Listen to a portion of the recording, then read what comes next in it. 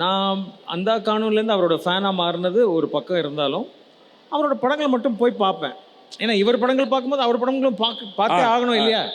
அவர் எப்படி பண்ணியிருக்காரு, இவர் எப்படி பண்ணியிருக்காரு அந்த போட்டி உள்ளுக்குள்ளே இருக்கும் இல்லையா?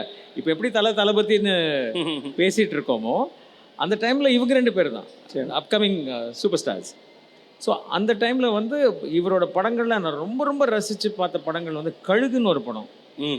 எங்கே தன் மண்ணை மறந்து தன் மொழியை மறந்து, அதாவது வந்து எங்கே வளர்ந்தாரோ அதை மறந்துட்டு அங்கே போய் அங்கே செட்டில் ஆகிடுவாரோங்கிற பயம் அவருக்கு வந்ததுக்கப்புறம் தான் திரும்ப இங்கே வந்துட்டார். அவர் படங்கள் ஓடலை, இல்லை அவர் படங்கள் வந்து அங்கே சரியாக கலெக்ஷன் ஆகலைன்னு இல்லவே இல்லை. பீக்கில் தான் இல்லை திரும்ப வருவோன்னு தான் ஸ்டைல்களெல்லாம் மாற்றிக்கிட்டு ராஜாதி ராஜாவாக வந்து நின்னாருங்க. நீங்கள் ரொம்ப ரசித்து பார்த்த ஒரு படம் இப்போ நீங்கள் பார்க்க ஆரம்பித்ததுக்கப்புறம் ஹிந்தி படம் சொல்லிட்டீங்க, தமிழில் சூப்பர் ஸ்டாரை பயங்கரமாக ரசித்த ஒரு படம் எந்த படத்தில் தான் நான் ரசிக்கல? எல்லா படமும், அதாவது வந்து சொன்னேன்னு அவரோட ஒவ்வொரு அசைவுலையும் வந்து நான் it is constant goose bumps தான். Sunfeast Super Egg and Milk Biscuits presents Black Sheep Superstar to Salute. World Record Tribute by RJ Vignesh. Title sponsor Sunfeast Super Egg and Milk Biscuits. Super combo, super tasty. Presented by Super Saravana Stores, Super Store of Shopping World. Milky Mist Premium Dairy Products மற்றும் Saram Group of Institutions. Powered by Skin Envy, Skin Care Clinic. Experience world-class treatments at affordable price. Vijaya Optical House for the love of luxury மற்றும் SVS. டேஸ்டியான பலகாரங்களுக்கு SVS மாவு வகைகள். Electronics partner Chroma, Tata Enterprise. Biryani partner தொப்பி வாப்பா biryani. Beverage partner Coca-Cola. Venue partner ஆப்பா sky one. ரொம்ப நாளுக்கு அப்புறம் தான் நீங்கள் அவரோட ஃபேன் ஆகிருக்கீங்க. நீங்கள் உள்ளேருந்து அதை சொல்லும்போது அப்படி இருக்கு கேட்குறதுக்கு. இதை நாங்கள் நேத்தியிலேருந்து, அதுவும் எங்கெங்கேயோ இருந்து உலகத்தினுடைய ஏதேதோ மூலைகளில் இருந்தெல்லாம் நேத்தி கால், யூகேலேருந்து, யூஎஸ்லேருந்து, ஆஸ்திரேலியாவிலேருந்து, கனடாவிலேருந்து எங்களுக்கு நாங்கள் ரொம்ப நேரம் விளாண்டுட்டு இருந்தோம். எங்களுக்கு அவங்க சொல்கிற ஊரில் எங்கே இருக்குன்னே தெரில, ஆனால் எல்லா ஊர்லேயும் சூப்பர் ஸ்டாருக்கு ஃபேன் இருக்காங்க. ஆமாம். ஸோ அதுதான் இன்னைக்கு அது நான் டி நகரில் தான் பிறந்து வளர்ந்துருக்கேன். ஸோ டி நகரில் வந்து ராஜகுமாரின்னு ஒரு தியேட்டர் இருந்தது. ஸோ அந்த தியேட்டரில் தான் மேக்ஸிமம் ரஜினி சார் படங்கள் எல்லாம் ரிலீஸ் ஆகும். நான் அந்த காணொலிலேருந்து அவரோட ஃபேனாக மாறினது ஒரு பக்கம் இருந்தாலும் அவரோட படங்களை மட்டும் போய் பார்ப்பேன். ஏன்னா இவர் படங்கள் பார்க்கும்போது அவர் படங்களும் பார்த்தே ஆகணும் இல்லையா? அவர் எப்படி பண்ணியிருக்காரு, இவர் எப்படி பண்ணியிருக்காரு அந்த போட்டி உள்ளுக்குள்ளே இருக்கும் இல்லையா? இப்போ எப்படி தளபதினு பேசிகிட்டு இருக்கோமோ அந்த டைமில் இவங்க 2 பேர் தான் அப்கமிங் சூப்பர் ஸ்டார்ஸ். ஸோ அந்த டைமில் வந்து இவரோட படங்களில் நான் ரொம்ப ரொம்ப ரசித்து பார்த்த படங்கள் வந்து கழுகுன்னு ஒரு படம். கழுகில் வந்து அப்போ பார்க்கும்போது கொஞ்சம் பயத்தோடு பார்ப்போம். ஏன்னா அந்த படம் பார்க்கும்போதே தெரியும் ஒரு த்ரில்லர் எலிமெண்ட்டில் இருக்கக்கூடிய படங்கள். இவர் அட்டெம்ப்ட் பண்ணியிருக்கிற ஜானர்ஸ் எல்லாமே பார்த்தீங்கன்னா எல்லா ஜானரும் தொட்டிருக்காரு, தைரியமாக தொட்டிருக்காரு. கமர்ஷியலாகவும் அதை கன்வெர்ட் பண்ணியிருக்காரு. இது இப்போ இருக்கிற நடிகர்களுக்கு அந்த தைரியம் இல்லைன்னு தான் நான் சொல்ல முடியும். ஏன்னா ஒரு கமர்ஷியல் ஸ்டாராக இருந்து எக்ஸ்பெரிமெண்ட் பண்ணுங்கிறது வந்து நிறைய பேருக்கு வந்து அந்த தைரியம் வராது. இன்றைக்கும் அதே தான் செஞ்சிட்ருக்காரு. இப்போ இந்த வயசில் தன்னை வந்து வேறு மாதிரி போர்ட்ரே பண்ணுறதுக்கான அந்த ஷிஃப்ட் இருக்குது பார்த்தீங்களா? பிரில்லியன்ட். எங்கேருந்து எங்கே போய் இன்றைக்கி அவரோட லைப்ரரியில் 90% ஆக்குப்பை பண்ணியிருக்காரு அப்படின்னா அதுதான் தலைவர். எப்படி உள்ள வராருன்னு தெரியாது, என்ன ரீசன்னு தெரியாது, சொன்ன மாதிரி தான், காரணமே தெரியல, ஆனால் நமக்குள்ளே வந்துடுவார். நமக்குள்ளே வந்துட்டா எல்லா மிராக்கிள்ஸையும் ரொம்ப ப்ராப்பராக நடத்துவார். எக்ஸாக்ட்லி அதுதான் அந்த கனெக்ட் மிராக்கிள்ஸ் எல்லாத்தையுமே ப்ராப்பராக நடத்திடுவார். It's an amazing man. In fact அந்த 80களில் வந்து ஒரு சின்ன தருணத்துக்கு வந்து அவர் வந்து தமிழ் இண்டஸ்ட்ரியை விட்டு விலகி ஹிந்தியில் நிறைய படங்கள் பண்ணிட்டு இருந்தார். ஹிந்தியில் he was no less a star. he was no less a star. In fact அங்கே இருக்கிற பெரிய பெரிய நடிகர்களுக்கே இவர் வந்து சிம்மசப்பனம் தான். ஏன்னா நீங்கள் யூபி, பீகார், பஞ்சாப், ராஜஸ்தான் இந்த பெல்ட்டை எடுத்துக்கிட்டிங்கன்னா இவரோட படங்களுக்கு இன்றைக்கும் அந்த மார்க்கெட்டை டச் பண்ணக்கூடிய ஒரு லெவல் இருக்குன்னா மக்கள் அவரை மறக்கவே இல்லை. ஆனால் எங்கே தன் மண்ணை மறந்து தன் மொழியை மறந்து, அதாவது வந்து எங்கே வளர்ந்தாரோ அதை மறந்துட்டு அங்கே போய் அங்கே செட்டில் ஆகிடுவாரோங்கிற பயம் அவருக்கு வந்ததுக்கப்புறம் தான் திரும்ப இங்கே வந்துட்டார். அவர் படங்கள் ஓடலை, இல்லை அவர் படங்கள் வந்து அங்கே சரியாக கலெக்ஷன் ஆகலைன்னு இல்லவே இல்லை. பீக்கில் தான் இல்லை திரும்ப வருவோன்னு தான் ஸ்டைல்களெல்லாம் மாற்றிக்கிட்டு ராஜாதி ராஜாவாக வந்து நின்னாருங்க. ஸோ ராஜாதி ராஜா படம் எல்லாம் ஆல்பர்ட் தியேட்டரில் மாரியப்பன் சார் மட்டும் அன்றைக்கி டிக்கெட் கொடுக்கலன்னா அவர் ஆஃபீஸையே கொளுத்திருப்போம். அந்த லெவலுக்கு வந்து நாங்கள் போய் சண்டை போட்டு ஏப்பா டிக்கெட் இல்லைப்பா, தரையில் உட்கார்றோம் சார், பின்னாடி நிற்கிறோம் சார் அப்படின்னு சொல்லி சண்டை போட்டு போய் வாங்கின காலம்லாம் இருக்குது. ஸோ அண்ட் நான் அவரை ஒரு 4-5 தடவை சந்திச்சிருக்கேன், பர்சனலாக சந்திச்சிருக்கேன். பட் அவரை சந்திக்கும் போது விக்னேஷ், ஆனஸ்டாக சொல்கிறேன், என்னெல்லாமோ பேச தோணும், ஆனால் வாய் அடைச்சி போய் அப்படியே நிற்பேன். இன்றைக்கும் அப்படி தான். I mean that man has an aura which is unmatchable, unthinkable. அதே சமயத்தில் வந்து அவர் வந்து இந்த மொழி மட்டும் இல்லை, பல மொழிகளை பேசக்கூடியவர். நிறைய தெலுங்கு படங்கள்லாம் நடிச்சிருக்காரு. இன்ஃபேக்ட் த கிரேட் என்டிஆர் அவர்கள் அவரோட படத்தில் ஒரு 2-3 படம் சேர்ந்தாப்புல வில்லனா நடிக்க போய் நான் வாழ வைப்பேன்னு ஒரு படம் நினைக்கிறேன். அதனோட ரீமேக் தான் வந்து அங்கே அவர் பண்ணார்.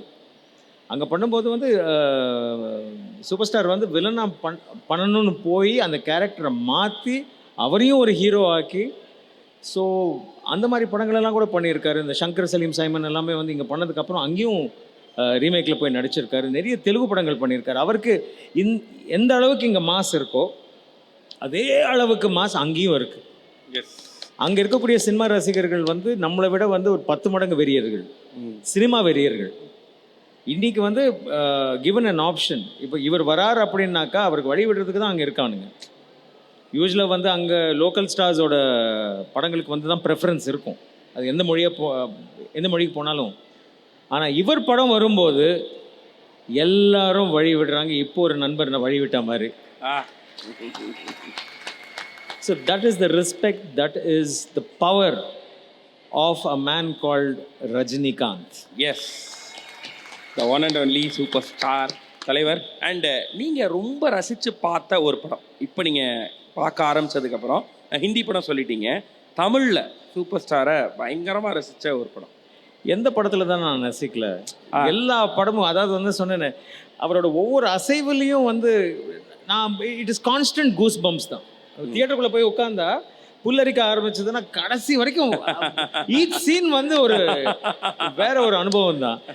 எனக்கு ரொம்ப பிடிச்ச படம் வந்து அவரோட படங்களில் நான் அதாவது ரிப்பீட்டடாக ஒரு 3 நாளில் வந்து 5 தடவை பார்த்த படம் வந்து படையப்பா.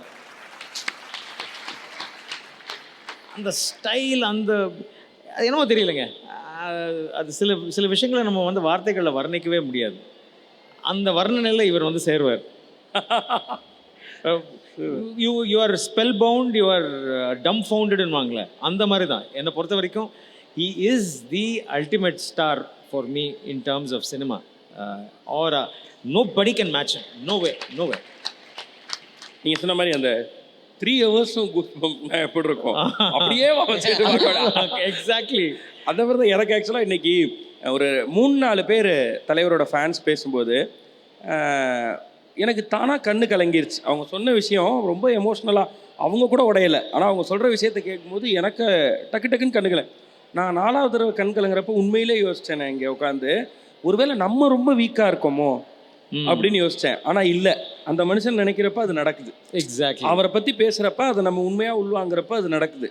இது இப்படி தான் அப்படின்ற அவ்வளோ பியூராக இருந்துச்சு அவங்க பேசுனதில் தான் எனக்கு கண் கலங்கினுச்சு. ஒரு முறை நான் ஒரு பாட்டு ஒன்று கேட்டு அதை டிஜே ப்ளே பண்ணும்போது அந்த பாட்டை கேட்டோன்னே கண் கலங்கிட்டேன். நான் சொன்னேன் அந்த பாட்டை போட்டா அது போட்டோன்னே எனக்கு கண் கலங்கிருச்சு. ஸோ விக்னேஷ், வேறு எந்த ஒரு நடிகனுக்கு அந்த தைரியம் இருக்கா சொல்லுங்க விக்னேஷ்?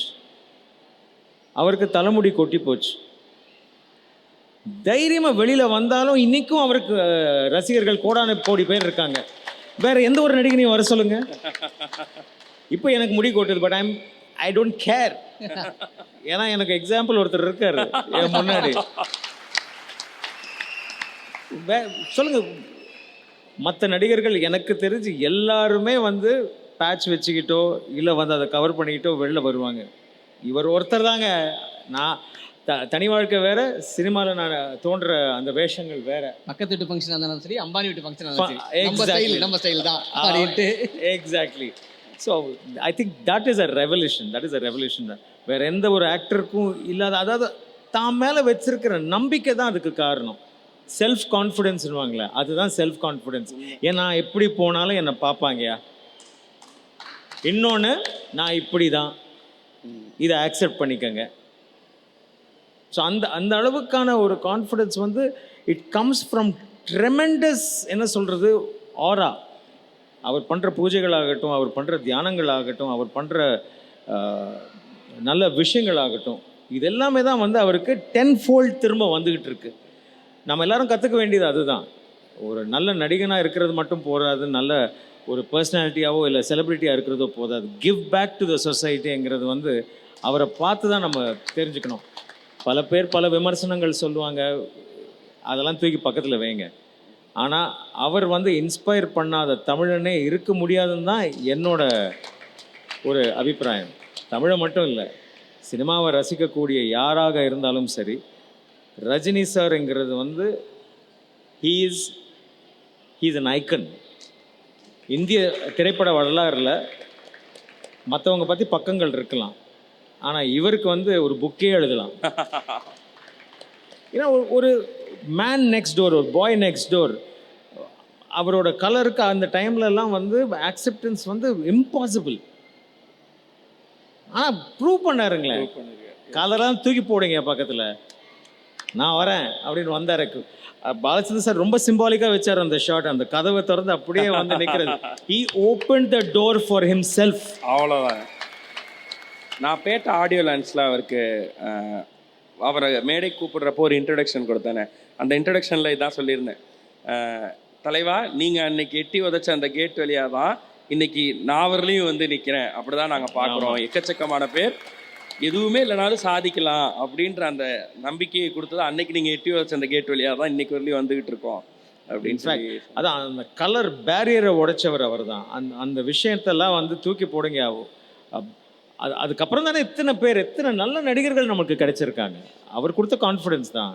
என்னாலையும் பண்ண முடியும், என்னாலையும் ஆக முடியும். இல்லைன்னா முன்னெல்லாம் வந்து எனக்கு சொல்லுவாங்க, ஒரு ஹீரோ ஆகணும்னா நல்லா அழகாக இருக்கணும், சிகப்பாக இருக்கணும், அதுதான் க்ரைட்டீரியாவே இருந்தது. அதெல்லாம் தூக்கி டஸ்ட்பினில் போட்டவர் இவர்.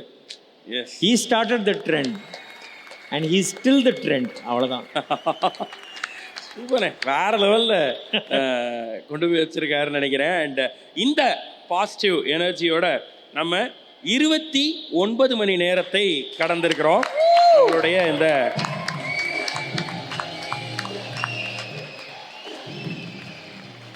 ஃபென்டாஸ்டிக் விக்னேஷ், 29 மணி நேரம். ஆமாண்ணே, beautiful. God bless you, God bless you. It's amazing.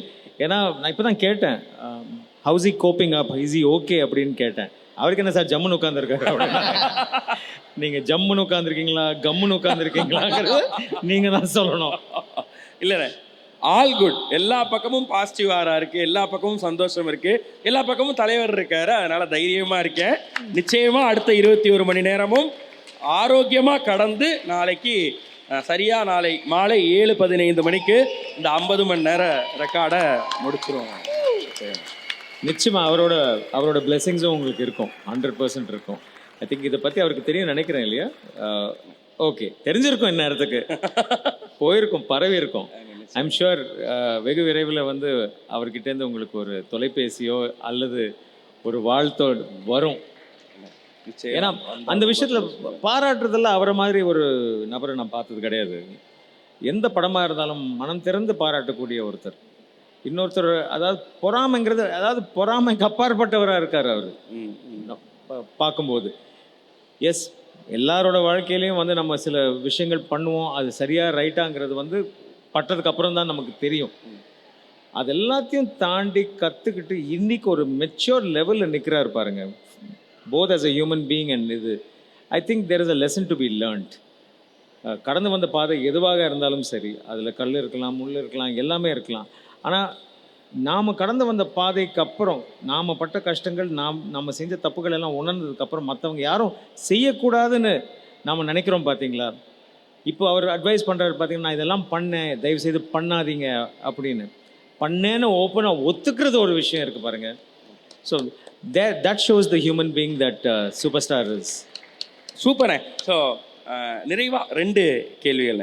Super ஸ்டாரினுடைய சூப்பர் லுக், சூப்பர் சரவணா ஸ்டோர்ஸ்னுடைய செக்மெண்ட் இது. Super look of superstar, உங்களுக்கு மனசில் பதிஞ்ச ஒரு சூப்பர் லுக். எனக்கு அப்போ அவருக்கு வந்து நல்ல ஹேர் எல்லாம் இருக்கும்போது ராஜாதி ராஜா, அந்த அண்ட் இப்போ சமீபத்தில் I think I like this Vettaiyan look. Wow, மறுபடியும் அந்த அந்த ஒரு பழைய வைப்ஸ் கொடுக்குது. சூப்பர்ண்ணே. ஆக்சுவலாக இன்னைக்கு நீங்கள் 3வது நபர் ராஜாதி ராஜா சொல்கிறது. இந்த கேள்வியை முத நான் கேட்டோன்னே என்கிட்ட கேட்டாங்க, நானும் ராஜாதி ராஜா தான் சொன்னேன். எக்ஸாக்ட்லி. ஏன் தெரியுமா, அதுக்கு முன்னாடி அவரோட ஹேர் ஸ்டைல் பார்த்தீங்கன்னா சைட் பார்ட்டிஷன் எடுத்து வச்சிருப்பாரு. அதுக்கப்புறம் தான் இங்கே வந்து நுங்கம்பாக்கத்தில் ரமேஷ்னு ஒருத்தர் இருக்கார். ரமேஷ் கிட்ட போனதுக்கு அப்புறம் தான் அவர் தான் கொஞ்சம் அப்படி மாற்றி விட்டார். மாற்றி விட்டதுக்கப்புறம் அந்த ஆர் சுந்தரராஜன் சார் சொன்ன மாதிரி அந்த படம் எடுக்கும் பொழுது வெறும் பாட்டோட தான் போயிருக்காங்க. அது தெரியுமா உங்களுக்கு? அது சுந்தரராஜன் சார் வந்து உங்ககிட்ட பேசினா ரொம்ப சுவாரஸ்யமாக இருக்கும். ஆர் சுந்தரராஜன் சார் டைரக்ஷனில் சூப்பர் ஸ்டாரா அப்படின்னு வியர்ப்படைஞ்ச அந்த காலத்தில் ராஜா சார் கொடுத்த பொக்கிஷங்களை எடுத்துக்கிட்டு ஷூட்டிங்கு போயிருக்காங்க. இது கேள்விப்பட்டது. இந்த கதை எப்படின்னா, ஃபஸ்ட்டு அந்த சாங் ஷூட் பண்ணுறாங்க. எது சிலு எனக்கு குளிர் அடிக்குது அந்த பாட்டை முடிச்சிட்டாங்களா, கதை இன்னொரு சுந்தரராஜன் சார் சொல்லியா ஷூட்டிங் கிளம்பிட்டாங்க. ஜென்ரலாகவே சுந்தரராஜன் சார் யாருக்கும் கதை சொல்ல மாட்டார். சூப்பர் ஸ்டார் வந்து கேட்டுக்கிட்டே இருந்தாரா, ஆனால் கதை வருங்க வந்துட்டுருக்கு வரும். ஸோ அப்படி ஆரம்பிக்கப்பட்ட படம் ஜாலியாக வந்து அதுக்கப்புறம் அது எந்த அளவுக்கு சக்கப்போடு போட்டுச்சுங்கிறது உங்களுக்கு தெரியும். It was one of the first films to touch almost 1 crore நினைக்கிறேன் those days in collection. So அதான் அந்த படத்தில் ஒரு மொமெண்ட் சொல்லுவாங்கண்ணே, இது எந்த அளவு உண்மைன்னு தெரில, ஆனால் கேட்ட கதை நல்லா இருந்துச்சு. அது கேட்கும்போது ஆர் சுந்தரராஜன் சார் வந்து சூப்பர் ஸ்டார்ட்ட ஏதாவது ஒரு சீன் எக்ஸ்பிளைன் பண்ணுவாராம். சார் இந்த சீனில் நீங்கள் இப்படி வரீங்க, இப்படி பண்ணுறீங்க, இப்படி போகிறீங்க. அப்போ சூப்பர் ஸ்டார் கேட்பாராம், இதுக்கு முன்னாடி என்ன ஆச்சு, இதுக்கப்புறம் என்ன பண்ண போகிறோம் அப்படின்னோட சுந்தரராஜன் சார் அப்படி பார்த்துட்டு விட்டா கதையே கேட்பீங்க அப்படின்ட்டு போயிடுவாங்க. ஸோ உண்மையிலே இப்படி தான் அந்த படத்தை கொஞ்சமாக கதை ரெடி பண்ணி எடுத்தாரு அப்படின்னு சொல்லுவாங்க. அப்படியே கதையை தெரிஞ்சுக்கலாரு அப்படின்ட்டு போயிடுவாரு. அதே போல் வந்து குரு சிஷ்யனை பற்றி சொல்லுவாங்க. குரு சிஷ்யன் படத்தில் வந்து ஐ திங்க் சூப்பர் ஸ்டாருக்கு ஒரு படம் தள்ளி போச்சு, டேட்ஸ் தள்ளி போனதுக்கப்புறம் பஞ்சு பிஏ ஆர்ட்ஸ் தான் அந்த படத்தோட ப்ரொடியூசர். இளைய திலகம் பிரபு அவர்களோட டேட்ஸ் இருந்திருக்கான். ஸோ பிரபு சாரோட டேட்ஸ் இருக்குது பிஏ ஆர்ட்ஸ் கிட்ட. ரஜினி சார் படம் பண்ணுறேன்னு ஆல்ரெடி ஒரு ஓரல் கமிட்மெண்ட் கொடுத்துருந்தாராம். ஒரு படம் தள்ளி போச்சு, ஒரு 28-29 நாள் ஃப்ரீயாக இருந்திருக்காரு சூப்பர் ஸ்டார். அந்த 28-29 நாளில் படம் பிடிக்கப்பட்ட படம் தான் குரு சிஷ்யன். எஸ், போனாங்க, அப்படி நடித்தாங்க, முடித்தாங்க, வந்தாங்க, படத்தை ரிலீஸ் பண்ணாங்க, எல்லாமே வித்தின் 100 days முடிஞ்சிச்சு. அது படம் super hit. SP Muthuraman sir 25 நாள் வாங்குறாரு தலைவர்கிட்ட. 25 நாளைக்கு மேலே ஒரு நாள் கூட கொடுக்க மாட்டேன்னு சொல்லி தான் கமிட் ஆகிறார் தலைவர். ஏன்னா பயங்கர டைட் ஷெட்யூலில் இருக்குது அவருக்கு முன்னாடி பின்னாடி. அவர் தான் வருஷத்துக்கு 7 படம் 10 படம் பண்ணிகிட்டு இருந்த டைம் அது. ஸோ அப்படி கொடுக்குறாரு. ஆனால் இவர் 2 நாள் முன்னாடியே அனுப்பிட்டார் அவரை. 23 நாளுக்குள்ளே அவரோட போர்ஷனை ஃபுல்லாக முடிச்சு அனுப்பிட்டாரு. இன்னொன்று சொல்லுவாங்க, குரு சிஷ்யன் படத்தில் இவருக்கு சிவாஜி சார்னுடைய பெரிய ஃபேன். ஸோ சிவாஜி சார் ஃபேமிலியிலேருந்து பிரபு சார் கூட இவர் நடிக்கிற முதல் படம். அப்போது சூப்பர் ஸ்டார் பர்பஸ்ஃபுல்லி அந்த படத்தில் 2 பேருக்கும் எல்லாமே ஈக்குவலாக இருக்கணும் அந்த ஸ்பேஸ் அப்படின்றத ரொம்ப கவனம் செலுத்தினார். எல்லா இடங்கள்லையும் குறிப்பாக ஒரு சண்டை காட்சி இவர் பண்ண வேண்டியதை இல்லை இது பிரபு பண்ணட்டும், நான் அந்த சண்டை முடிகிறப்ப நான் குதிரையில் உள்ளே வந்துடுறேன் அப்படின்னு சொல்லி அந்த சண்டையை விட்டு கொடுத்தவர் வந்து சூப்பர் ஸ்டார் அப்படின்னு சொல்லுவாங்க. ஸோ எல்லா இடத்துலையும் இதே விஷயம் முரட்டுக்காலை படத்தில் வரும். முரட்டுக்காலை படம் எடுக்கிறப்ப ஜெய்சங்கர் சார் அது வரலையும் ஹீரோவாக நடிச்சிட்டு இருக்காரு. முதல் முறையாக வில்லனாக நடிக்கிறாரு சூப்பர் ஸ்டாருக்கு. அப்போ சூப்பர் ஸ்டார், இது ஜெய்சங்கர் சாருடைய ரிக்வெஸ்ட் கிடையாது, சூப்பர் ஸ்டார் சொல்லி கூப்பிட்டு எல்லா பப்ளிசிட்டி டிசைன்லையும் எனக்கு ஈக்குவலாக ஜெய்சங்கர் சார் 2 பேரும் ஈக்குவல் ஸ்பேஸில் இருக்க மாதிரி பார்த்துக்கங்க. அந்த படத்தினுடைய எல்லா பப்ளிசிட்டி டிசைன்லையும் அப்படி தான் இருந்துச்சான். அது வந்து ஒரு சீனியருக்கு கொடுக்குற. ஆமாம், இன்ஃபேக்ட் ஒரு படி மேலே நீங்கள் அந்த படத்தோட ஆரம்பகட்ட போஸ்டர்ஸை பார்த்தீங்கன்னா மக்கள் கலைஞரின் நல்லாசையுடன் தான் வரும். மக்கள் கலைஞரின் நல்லாசையுடன் சூப்பர் ஸ்டார் நடிக்கும் முரட்டுக்காலையும் தான் ஃபஸ்ட்டு பப்ளிசிட்டியே வந்தது. ஸோ அந்த அளவுக்கு வந்து ஒரு பெருந்தன்மையாக, அதாவது நீங்கள் வந்து ஒரு ஜென்ரலாக நடிகர்களை பற்றி சொல்கிறீங்க.